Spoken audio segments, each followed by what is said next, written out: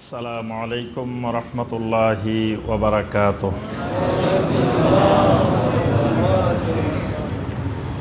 আল্লাহ পাক বলেন, মুমিনেরা তোমরা স্মরণ করো যখন তোমরা ছিলে একেবারে অল্প, মুস্তাদআফুনা ফিল আরদে, জমিনের মধ্যে একেবারে দুর্বল, তাখাফুনা আন ইয়াতাখাত্তাফাকুমুন নাস, সব সময় তোমরা এই ভয়ের মধ্যে থাকতে কখন মানুষেরা তোমাদেরকে ছিঁড়ে খেয়ে ফেলে।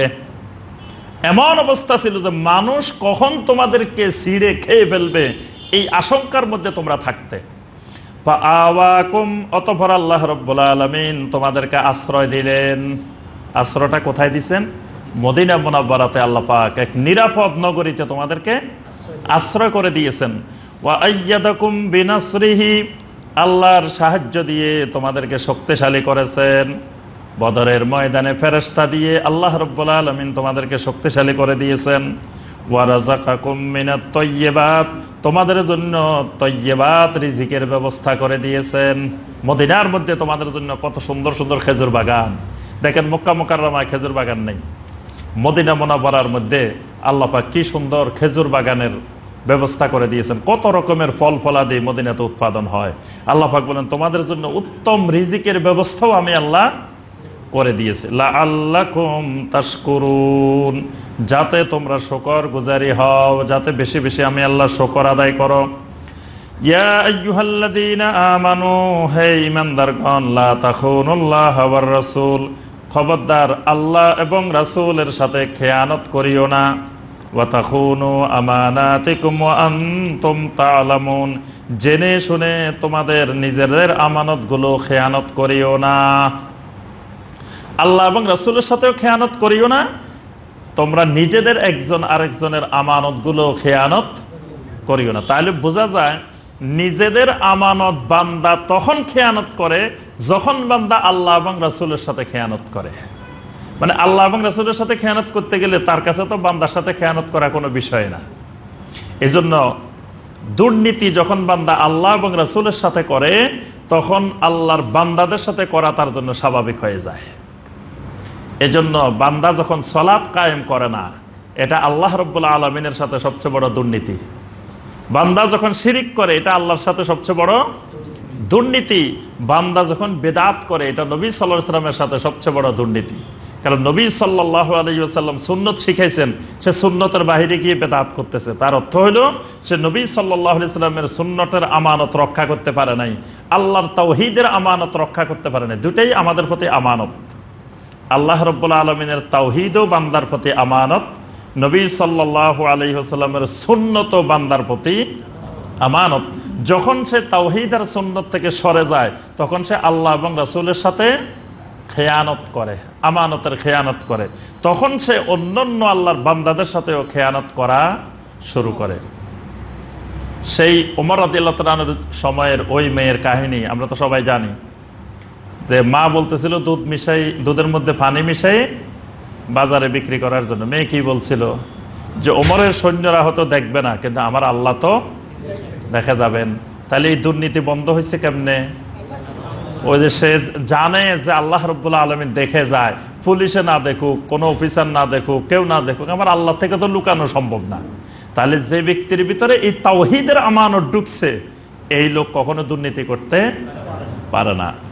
ওয়ালামু আন্নামা আমওয়ালুকুম ওয়া আওলাদুকুম ফিতনাহ, আর জেনে রাখো তোমাদের সম্পদ, তোমাদের সন্তান সন্ততি, জনবল, এগুলো তোমাদের জন্য এক একটা ফিতনা, এগুলো এক একটা পরীক্ষার মাধ্যম। কাউকে যখন ধন সম্পদের ফিতনা গ্রাস করে তখন এই লোক আল্লাহর দ্বীন থেকে আস্তে আস্তে বিমুখ হয়ে যায়। এই জন্য দেখবেন সম্পদের কারণে মানুষের নাফরমানি বাড়ে। সম্পদ যত বাড়ে আল্লাহর নাফরমানি তত বাড়ে। কারণ সম্পদ নাই, যে সময় ধরেন মানুষের অভাব অনটন, 3 বেলা খাইতে পারতেছে না, ওই সময় মানুষ কোনোদিন বার্থডে পালন করতে দেখছেন? 3 বেলা খাইতেই পারে না, কিসের কেক কিনবো, কিসের মোমবাতি কিনবো, কিসের এই বার্থডে পালন করবে। এখন যখন অর্থ সম্পদ বেড়ে গেছে, এবার 1 বছরে একদিন বার্থডে হয় না, এবার হাফ ইয়ারলি বার্থডে, অর্ধবার্ষিকী বার্থডে, এটাও পালন করা শুরু হয়েছে। মানে আল্লাহর নাফরমানি সম্পদের কারণে বাড়তে থাকে। আগে যখন টাকা পয়সা ছিল না, ঘরের মধ্যে ভালো টেলিভিশন লাগানোর সুযোগ ছিল না, এখন টাকা পয়সা হয়েছে, বাস একেবারে ভালো মানের লাগাই দিছে। বাস এবার মহিলাদেরও সুযোগ হয়েছে, বসে বসে রাতে 3টা পর্যন্ত 4টা পর্যন্ত দেখতে আছে। দেখতে দেখতে ফজরের সময় আর কেউ ওঠে না, ফজরের সময় উঠা বন্ধ হয়ে গেছে, ফজরের কোরআন তেলাওয়াত বন্ধ হয়ে গেছে। তাহলে সম্পদ, এই সম্পদ কিন্তু মানুষকে আল্লাহর দিন থেকে আস্তে আস্তে গাফেল করে। দেখবেন ব্যবসায়ী, ছোট ব্যবসায়ী, তিনি আজান দিলে বন্ধ করে চলে আসতে পারে, সহজ তার জন্য, বেচা হইলে আর কত হইব, বেশি কম হইলে কত হইব। যেটি বড় ব্যবসায়ী, উনি চিন্তা করে যে এই আধা ঘন্টা যদি আমার দোকানটা বন্ধ রাখি অনেক টাকা লস হয়ে যাবে, আর এই সময় গুরুত্বপূর্ণ লোকেরাও, কাস্টমারও আসতে পারে, বাস এই সম্পদের ফেতনায় তার সালাত মিস হয়, জামাত মিস হয়। এইভাবে সর্বক্ষেত্রে সম্পদ মানুষের জন্য, ইমানদারের জন্য বড় একটা ফিতনা। এই জন্য নবী সাল্লাল্লাহু আলাইহি ওয়াসাল্লাম বলেন, ওয়াল্লাহি মা আখশাল ফাকরা আলাইকুম, আল্লাহর কসম আমার উম্মতের জন্য দারিদ্রতার আমি কোনো আশঙ্কা করি না। আমার উম্মত দারিদ্রতার কারণে না খেয়ে মারা যাবে এইরকম আশঙ্কা আমার উম্মতের জন্য আমি করি না, বরং আমি আশঙ্কা করি আমার উম্মতের সম্পদ এত বেড়ে যাবে, সম্পদের কারণে বনি ইসরাইলের মতো তারা মহা ফিতনার মধ্যে পড়ে ধ্বংস হয়ে যাবে। এটাই আমার উম্মতের উপরে আমার আশঙ্কা। আরেকটা হলো জনবল, ক্ষমতা, মানে মানুষ তার পক্ষে বেশি থাকা, এইটাও আরেকটা বড় ধরনের ফিতনা। এই ফিতনার কবলে যে পড়ে সেও আল্লাহর দিন থেকে বিমুখ হয়ে যায়। দেখবেন যিনি ক্ষমতার প্রত্যাশী, যিনি জনসমর্থনের প্রত্যাশী, উনি কোনোদিন হক গ্রহণ করতে পারে না। কারণ সমাজে হকপন্থী লোক থাকে কম, আর খারাপ লোক থাকে কি বেশি। আর ওনার তো ভোট বেশি দরকার, জনসমর্থন বেশি দরকার, তাহলে খারাপ লোকের সমর্থন তার বেশি দরকার। এখন উনি হক বুঝলেও হক গ্রহণ করতে পারে না, হক তার নসিবে হয় না। এই জন্য এইটাও তার জন্য বড় ধরনের একটা ফিতনা, আল্লাহর দিন থেকে বিমুখ হওয়ার। ওয়া আন্নাল্লাহা ইনদাহু আজরুন আযীম, আল্লাহ রাব্বুল আলামিন বলেন, যদি কেউ সম্পদ এবং জনবলের ফিতনা থেকে রক্ষা পাইতে পারে, তার ভালো করে জেনে রাখা উচিত আল্লাহ রাব্বুল আলামিনের নিকট তার জন্য আছে বড় ধরনের পুরস্কার। সুবহানাল্লাহ। যে ব্যক্তি দুনিয়ার এই সম্পদের ফিতনা, জনবলের ফিতনা, এগুলো থেকে মুক্ত থাকতে পারবে, তো দুনিয়ার সম্মান, দুনিয়ার মর্যাদা, দুনিয়ার সুখ শান্তির চাইতে আল্লাহর কাছে অনেক গুণ বেশি আজরে আজিম আছে, মহান পুরস্কার আছে। সুবহানাল্লাহ। আল্লাহ যেমন মহান, আল্লাহ রাব্বুল আলামিনের পুরস্কারও আজরুন আযীম, মহান পুরস্কার। সুবহানাল্লাহ। ইয়া আইয়ুহাল্লাযীনা আমানু ইন তাত্তাকুল্লাহা ইয়াজআল লাকুম ফুরকানা ওয়া ইউকাফির আনকুম সাইয়্যাতিকুম ওয়া ইয়াগফির লাকুম ওয়াল্লাহু যুল ফাদলিল আযীম। সূরা আল-আনফালের 29 নম্বর আয়াত। এই আয়াতটা খুবই গুরুত্বপূর্ণ।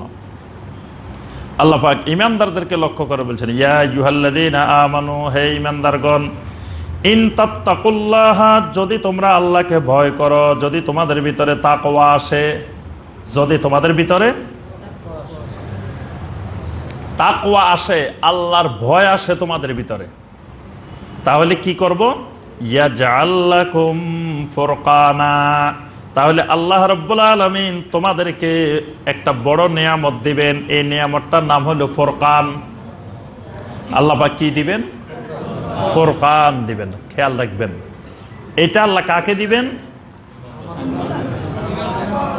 ঈমানদার এবং মুত্তাকিন। তাত্তাকুল্লাহ শর্ত হলো খালি ঈমানদার হলে আল্লাহ দিবে না, ঈমানদারের সাথে সাথে হইতে হবে তাকওয়াবান, আল্লাহকে ভয় করতে হবে। তাকওয়া একটা ইবাদত। তাকওয়ার অবস্থান হলো কোথায়? কলবের ভিতরে, অন্তরের ভিতরে।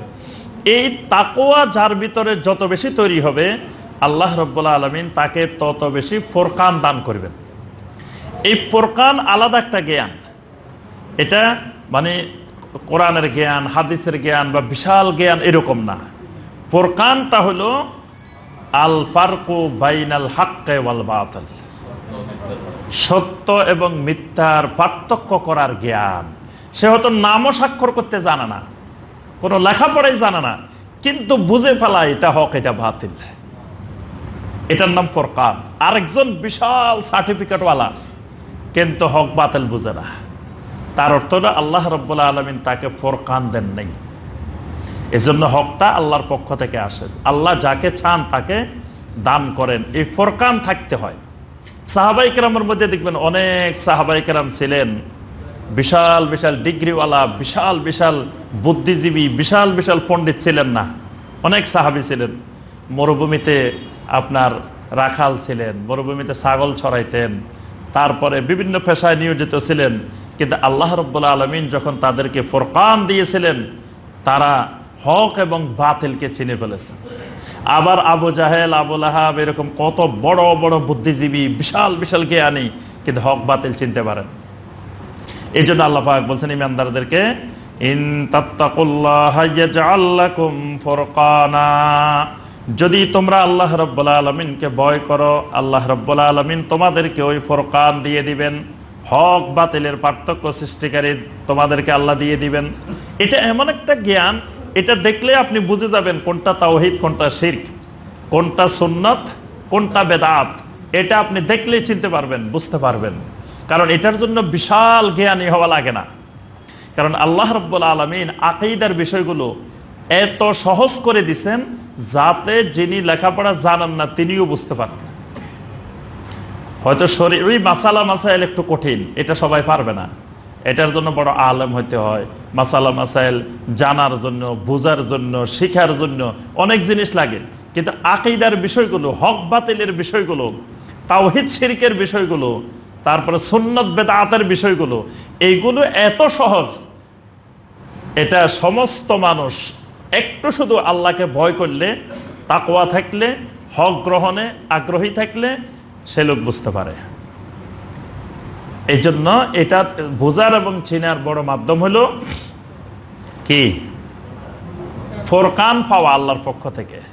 তো অনেকে আবার বলে যে মিয়া আমি আজকে ৩৬ বছর ধরে বুখারী শরীফ পড়াই, আমি পাইলাম না, তুমি কয়দিন বুখারী পড়ি পাই গেছো? তাই পাই গেল কেমনে? পাওয়ার কারণ হয়েছে ঘরের ভিতরে খাটের নিচে সাপ ঢুকে বাচ্চা করে ডিম পাড়ি পুরে রেখেছে। ঘরের মধ্যে মুরব্বী আছে, বড় বড় লোকেরা আছে, বুদ্ধিজীবী, সব বড় শিক্ষিত বড় মানুষ অনেক আছে, কেউ দেখে নাই। হঠাৎ করে বাচ্চা খেলতে গেছে খাটের নিচে, লুকাইতে গেছে, লুকোচুরি খেলতে গেছে।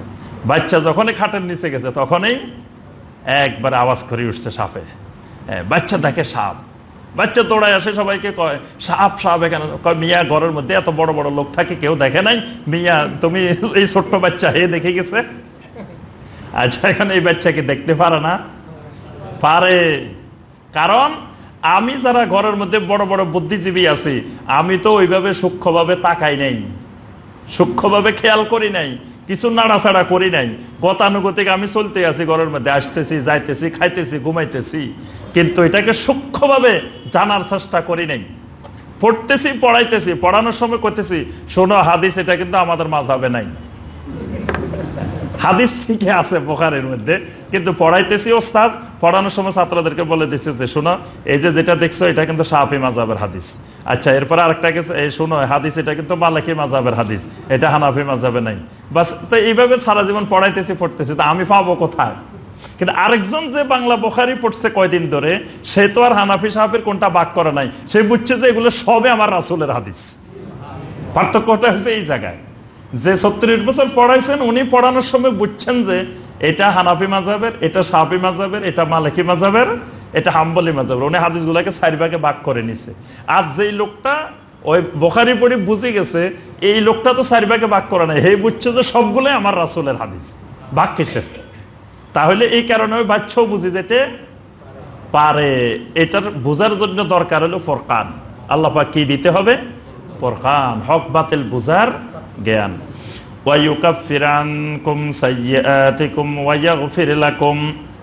তোমরা যদি আল্লাহকে ভয় করো, আরেকটা পুরস্কার আল্লাহ দিবেন, ওয়ায়ুকাফির আনকুম সাইয়্যাতিকুম, আল্লাহ রাব্বুল আলামিন তোমাদের সমস্ত গুনাহগুলো দূর করে দিবেন। সুবহানাল্লাহ।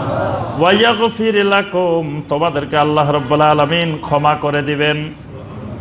ওয়াল্লাহু যুল ফাদলিল আযীম, আর আল্লাহ রাব্বুল আলামিন হলেন মহা অনুগ্রহশীল।